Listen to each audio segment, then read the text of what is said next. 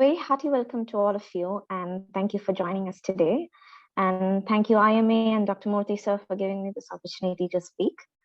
I am Shafeeqa, and I'm an international medical graduate, soon to start as a junior clinical fellow in pediatrics in Barnet Hospital, which is in North London next week. I'm here to take just 5 minutes of your time to discuss my experience, and I hope that it helps you guys in your journey as well. So a bit about myself. I graduated last year in March from Trichy Medical College. And after that, I spent around 2 months trying to decide which route to take, whether to study for NEET-PG or not. And I felt like coming to the UK was something that I would really enjoy. So I started preparing for my IELTS in the starting of July last year, and I booked my exam for August 6th. So that gave me 1 month of preparation for my IELTS. And by that time, I was not working, so I dedicated my entire time to studying IELTS. I usually used the Cambridge books. Now, that is a series of 15 books, and each book has 4 tests. So I started with the latest, which is the book 15, and I went backwards. I solved around 4 to 5 books. And I also saw videos from IELTS Liz and IELTS J. They are all free on YouTube. And I also got my writing essays professionally corrected by a tutor. All of this helped me achieve an overall average of 8.5 in IELTS. And after that, I went on to book my PLAB 1 as soon as I could, but I still could not get a seat in India. So I booked my PLAB 1 on November 5 in Dubai. And that gave me around 3 months of time for me to prepare for my PLAB 1. And this time I also started work as a junior doctor at a urological hospital. And I spent most of my time reading PLABable and PLABverse. Now, PLABable is the MCQ, which is the holy grail, and you need to solve it at least 2 to 3 times to get an idea about the concept, because all the questions are not going to be exactly same as they are in PLABable, but it helps you strengthen your concepts, and 80% of the questions will be the same, the concepts that you have used in PLABable. PLABverse is the notes that I read. There is also another version of it called PLAB keys. You can use either of these, whichever you want. And I spent the last 20 days doing mocks. And please make sure all your mocks are timed, because the questions in PLAB 1 are quite easy, but where you struggle is time management. So you need to make sure that you do mocks, and they're always timed. PLABable itself gives you a set of 12 mocks, and you can also do mocks from other sources. You have previous sample papers that you can sit and try to solve within the same time period. So after I cleared my PLAB 1, I booked my PLAB 2 for July 29th. So there was around 6 to 7 months of gap.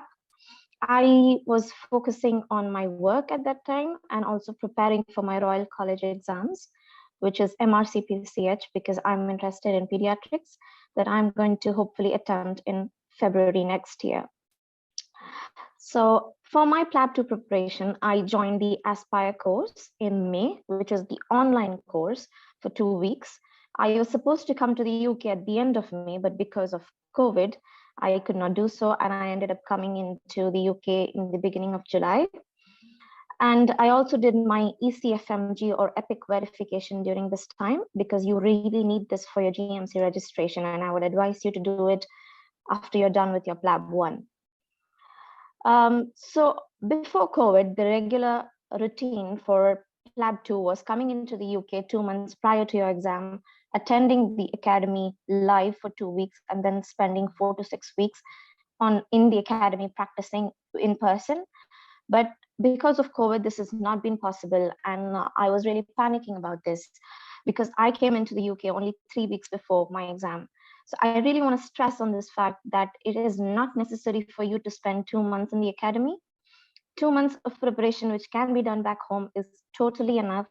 All you need to do is come into the academy for 10 days so that you can practice all your SIMMAN, all your examination stations, and you will be good to go for your exam. Just make sure you take lots of mocks. I took 5 mock exams, and that really helped me. And I cleared my PLAB 2 with 13 out of 16 stations. So it was quite comfortable. And my entire preparation was around 2 months, mostly with a partner online, over video calls. So after I got my PLAB 2 result, I applied for my GMC registration. For me, it was quite straightforward because I was a fresh graduate. So I got my registration within 1 week. And then I got into a clinical observership in the starting of September in pediatrics in Stoke-on-Trent.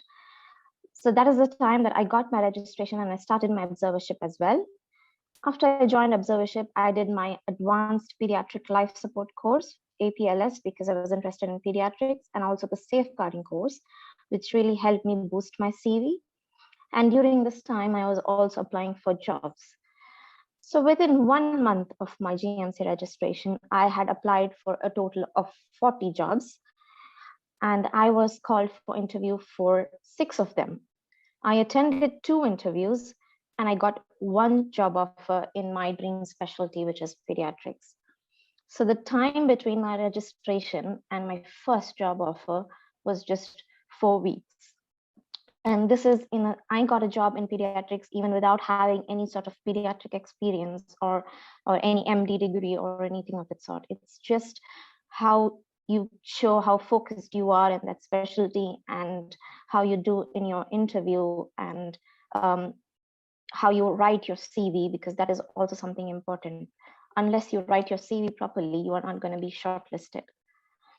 And 2 months later, I have now sorted out all of my paperwork. I have found a nice little home that I can move into, which I'm going to move next week and start work in Barnet Hospital, North London. At the end, I just want to say that my journey was filled with a lot of obstacles because of the pandemic.